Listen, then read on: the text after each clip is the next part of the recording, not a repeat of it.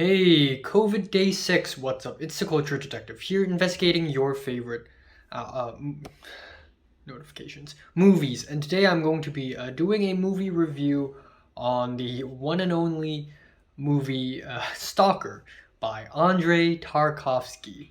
So, uh, so yeah, a couple of nights ago I watched Stalker finally. I did it, guys. I did it. I watched Stalker. Um, also, right now you can probably hear that my voice is a little bit raspy. I'm sorry. It's not my fault that I got COVID. But right now I feel a little bit better now. Like I don't feel as tired now, so I can be a little bit more expressive. But I'm still a little sick right now, so that's unfortunate. But anyways, Stalker by Andrei Tarkovsky. I finally watched this film. I've been planning to watch this film for like 2 years now. I I've always heard that Stalker is one of the best films of all times. It's a must watch, and it's just one of those films that are put in a super high pedestal. Like this film, you need to have 1000 IQ in order to appreciate this film, in order to understand this film. This film is not for everybody. This film is just one of those super slow, artsy, cerebral, intellectual movies that not a lot of people will understand and enjoy. So for 2 years straight, I have always been afraid of watching this film. In fact, I have always been afraid of watching any of Tarkovsky's films because Tarkovsky is the kind of director whose films are all really slow and artsy and intellectual. Now, in order to combat that, I knew at some point I had to get into Tarkovsky somehow.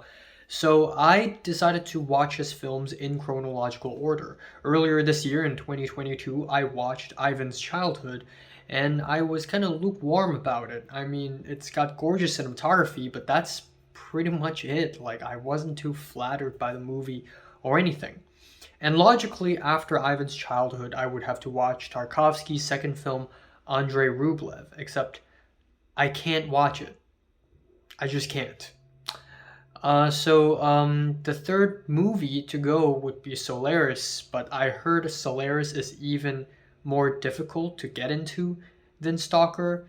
And the fourth movie is Mirror, and Mirror also is, from what I've heard, very artsy and very difficult to understand. So I'm like, okay, fine, Stalker.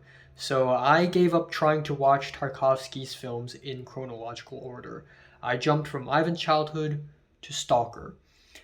Yeah, a couple nights ago I watched Stalker, and honestly, I enjoyed it more than I'd expected. Like, legit, I enjoyed it a lot more than I'd expected. I think partially it's because I expected Stalker to be this super slow movie, and it ended up not being as slow as I thought it would be, so I ended up enjoying it a little more. I think that's one of the biggest reasons. But I think it's also a lot more intriguing than I thought. Sure, there are a lot of long takes, there are a lot of shots where pretty much nothing happens.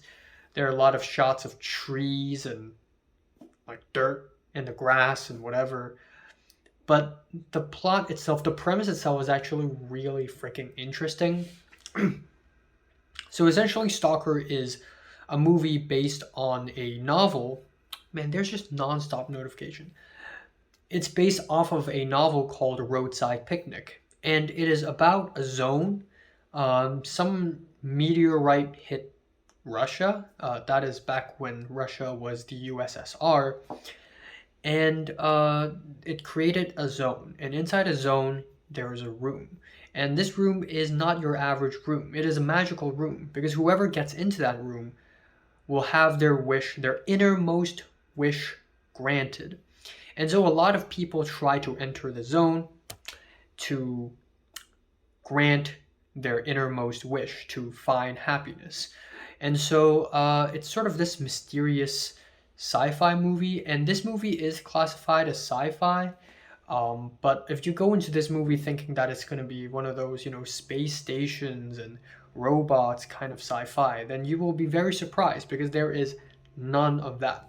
In fact, this movie is anything but sci-fi or or aesthetically anyways, because throughout the whole film it's garbage. Like the production design, it's full of trash.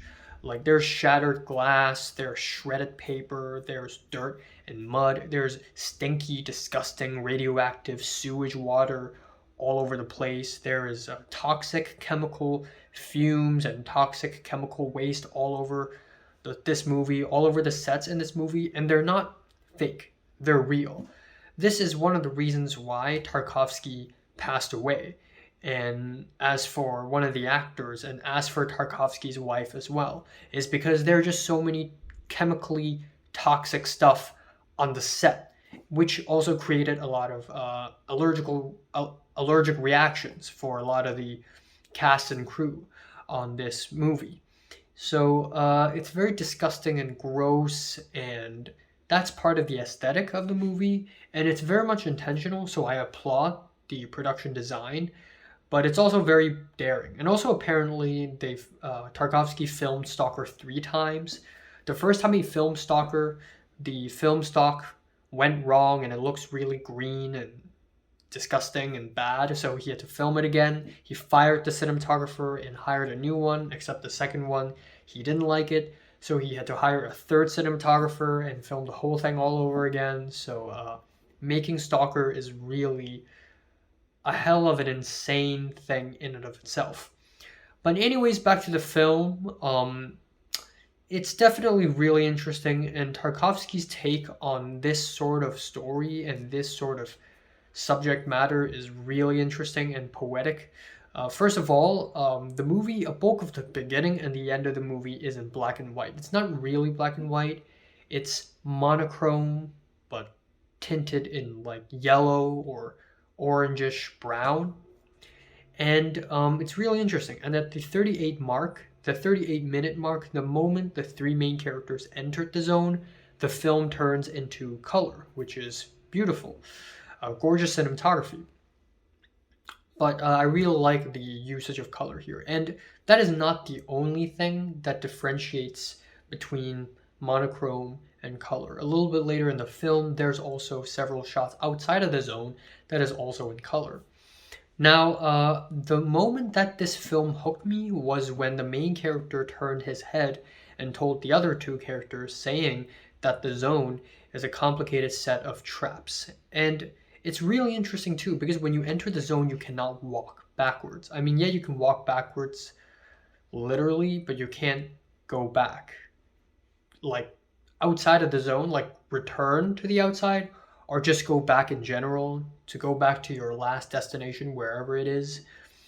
Because the landscape of that place just constantly changes, and it's so interesting because you never really understand what's going on, and you never really understand it by the end of the movie anyways. So in a way, this reminds me of like the island in Lost, which is really cool. So that really hooked me into the film.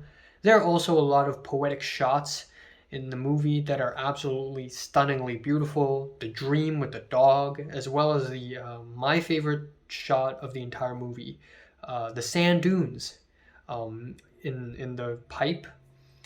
The pipe is a pipe, but there's also a room where there's a pipe and then there's a bunch of sand dunes. You've probably seen this in like Stalker wallpapers, but there's like a nut, like a flying nut, like a nut and bolt nut, and it sort of glides along the sand dune. That was fucking beautiful. That was breathtaking. If there's one gripe I have with the movie, it would be the resolution part, where after the climax of the movie, we sort of go back to the outside world, and there are about 3 dialogue scenes, and all 3 of these scenes are really, really wordy, and I just can't wait for them to end.